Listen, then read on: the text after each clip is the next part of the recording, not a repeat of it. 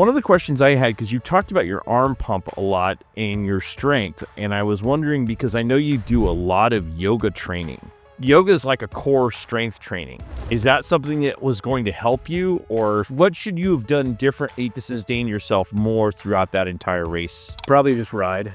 Okay. You know, ride more than once in a year. Like Okay. that usually does it, you know? So the biggest thing is, yeah, if I could have rode more, if I rode 3-4 times a week, then not an issue. I would have won the race, no problem. But just not. Again, you can be the fittest guy on earth, but you don't have motocross fitness. You can practice all the time, but you don't have race fitness.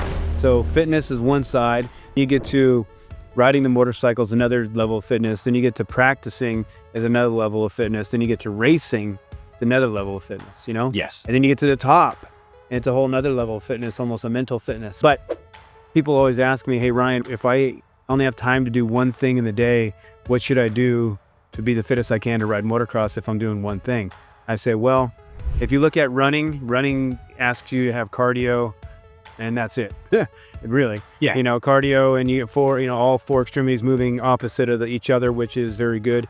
If you go trail running in the mountains and the hills, well, that's another perspective, another avenue of it, because off balance, slippery conditions, you got to hop, you got to jump, you got to rocks, you know, all these different things. So steep up hills, down hills. So that's going to make you bring a little bit more of coordination, balance, a little bit more, you know, tying the body together because of the unbalanced surface, like just running on a road. Cycling, again, strong legs, but cardio, you know, weight training, you know, stronger muscles. You do it right, you can get intensity, you can get fitness, you can get cardio, you can get strength and, you know, stability and all that. But so when you go to yoga, well, then yoga asks you to be strong, asks you to be stable, coordinated, efficient, have balance, have intensity with your focus, have patience. It makes you very flexible, pliable. So there's a lot of things that yoga does that represents riding a motorcycle. So if there's one thing to do, then yoga is probably the one thing to do.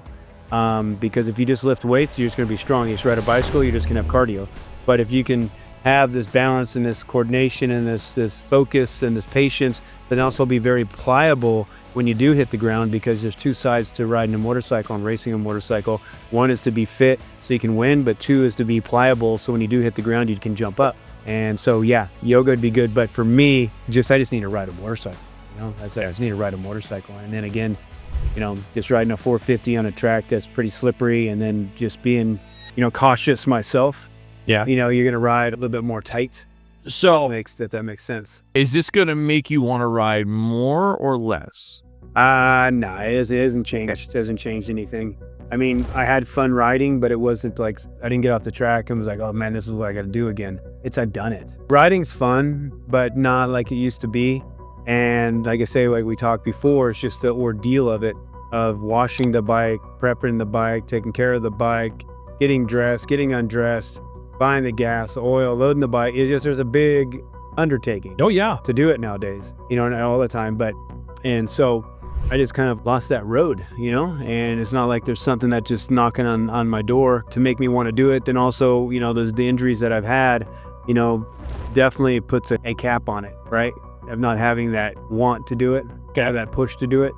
And so, yeah, you know, I'm good. I don't need to be anything, because again, if I do start to ride, start to this, well, then here comes this Ryno side, and you know, then I want to compete.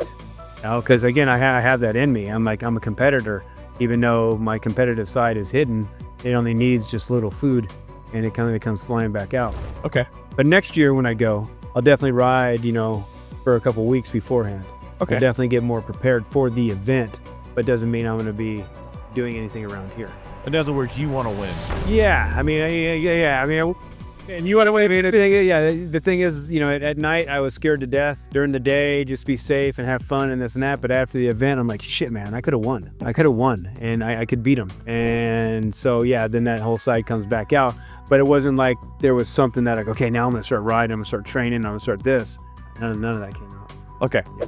All right. I'm good. I'm good that way, you know? All right. Just checking. Yeah. It sounds like you actually had a good time on the track. Yeah, the track was fun. Again, and the people, you know, I get to ride against the guys I used to race against, some of them, and then again, the fans, and, you know, riding a really good bike. Yeah. And then also just having that not pressure type of thing. You can just ride, how you do is how you do. Yeah. And, but it was good. I look forward to coming back. I'll probably ride again here shortly. My son will come back out for Christmas. He's going to bring his bike. So then we're going to go up to Palomar. We're going to go and some trails in the back of my house, all these different things. So we'll do some stuff that way. But that's the only plans I have for riding right now. What kind of bike does your son have? He has a Husky 250 or something, a 2-stroke. Okay. Yeah, so he just does a lot of trail riding and fun stuff like that. So he just has kind of a bike that he can putt around on. Now, how do you feel about the 2-stroke versus the 4-stroke? I mean, Right. two different styles of riding, two different sounds, two different feelings, you know what I mean? Okay. And not even really styles. It's not style on the motorcycle, it's just approach, like we talked before. Yeah. Style is style. The way the position on the motorcycle, it's just approach. 2-stroke, you're gonna ride much more aggressive. 4-stroke, you can be a lot more patient.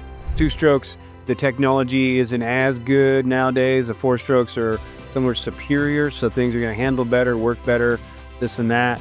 But I guess it just depends on what you like to ride and the sound you want to hear, and the smell of gas you want to smell. But yeah, it's you're riding a motorcycle, man. You're riding a motorcycle, so that's all that really matters.